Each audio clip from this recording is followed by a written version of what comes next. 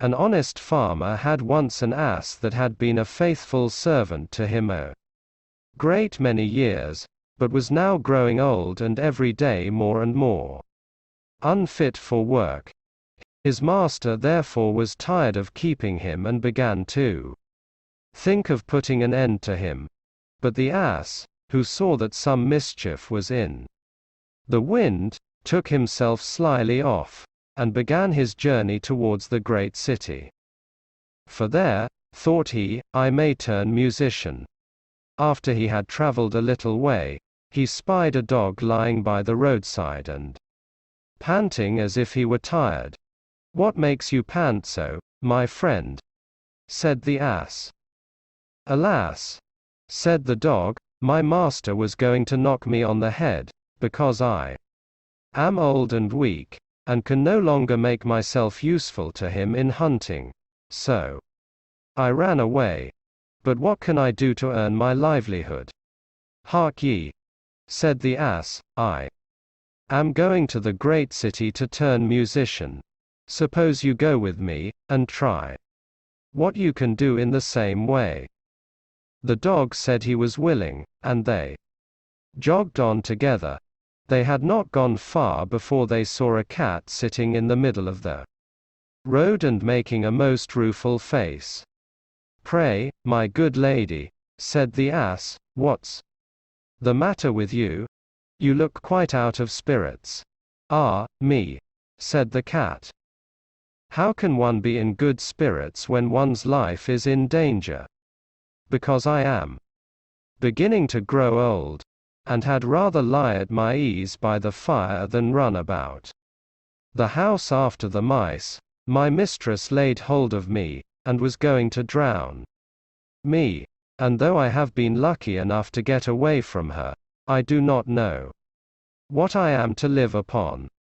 Oh, said the ass, by all means go with us to the great city. You are a good night singer, and may make your fortune as a musician. The cat was pleased with the thought, and joined the party. Soon afterwards, as they were passing by a farmyard, they saw a cock perched upon a gate, and screaming out with all his might and main. Bravo! Said the ass. Upon my word, you make a famous noise. Pray what is all this about? Why, said the cock, I was just now saying that we should have fine weather for our washing day, and yet my mistress and the cook don't thank me for my pains, but threaten to cut off my head tomorrow, and make broth of me for the guests that are coming on Sunday. Heaven forbid, said the ass. Come with us, Master Chanticleer. It will be better, at any rate, than staying here to have your head cut off. Besides, who knows? If we care to sing in tune, we may get up some kind of a concert. So come along with us. With all my heart, said the cock. So they all four went on jolly together. They could not, however, reach the great city the first day. So when night came on, they went into a wood to sleep.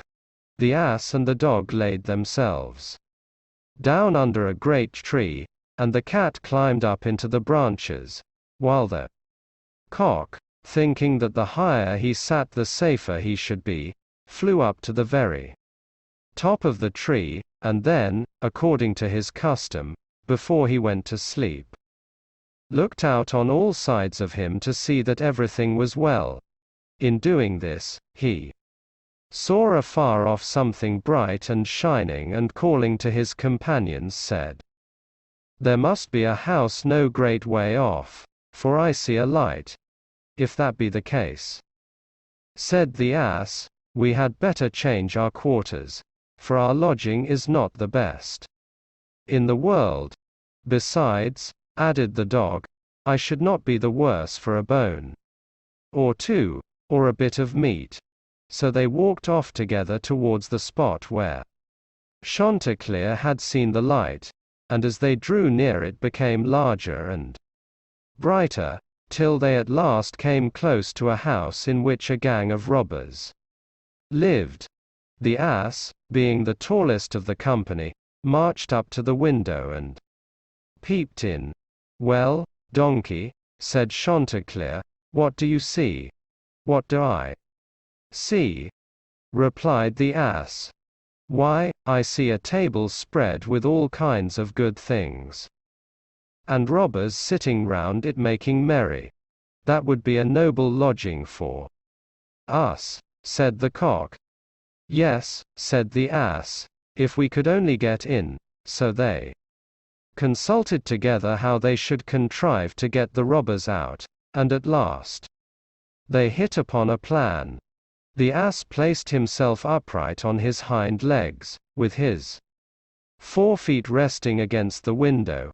The dog got upon his back, the cat scrambled up to the dog's shoulders, and the cock flew up and sat upon the cat's head. When all was ready, a signal was given, and they began their music. The ass brayed, the dog barked, the cat mewed, and the cock screamed. And then they all broke through the window at once, and came tumbling into the room, amongst the broken glass, with a most hideous clatter. The robbers, who had been not a little frightened by the opening concert, had now no doubt that some frightful hobgoblin had broken in upon them, and scampered away as fast as they could. The coast once clear, our travelers soon sat down and dispatched what the robbers had left, with as much eagerness as if they had not expected to eat again for a month. As soon as they had satisfied themselves, they put out the lights, and each once more sought out a resting place to his own liking.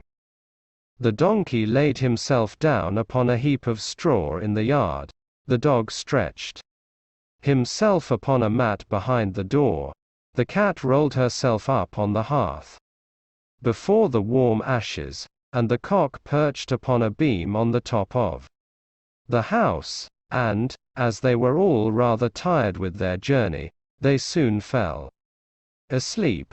But about midnight, when the robbers saw from afar that the lights were out and that all seemed quiet, they began to think that they had been in too great a hurry to run away.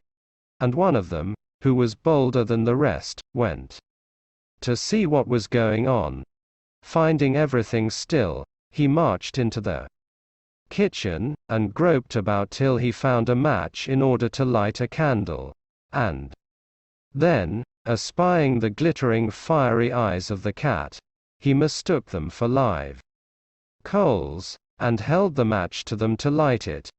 But the cat, not understanding this joke, sprang at his face, and spat, and scratched at him. This frightened him dreadfully, and away he ran to the back door. But there the dog jumped up and bit him in the leg, and as he was crossing over the yard the ass kicked him.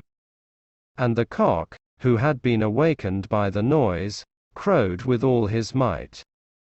At this the robber ran back as fast as he could to his comrades, and told the captain how a horrid witch had got into the house, and had spat at him and scratched his face with her long bony fingers, how a man with a knife in his hand had hidden himself behind the door, and stabbed him in the leg, how a black monster stood in the yard and struck him with a club, and how the devil had sat upon the top of the house and cried out, "Throw the rascal up here."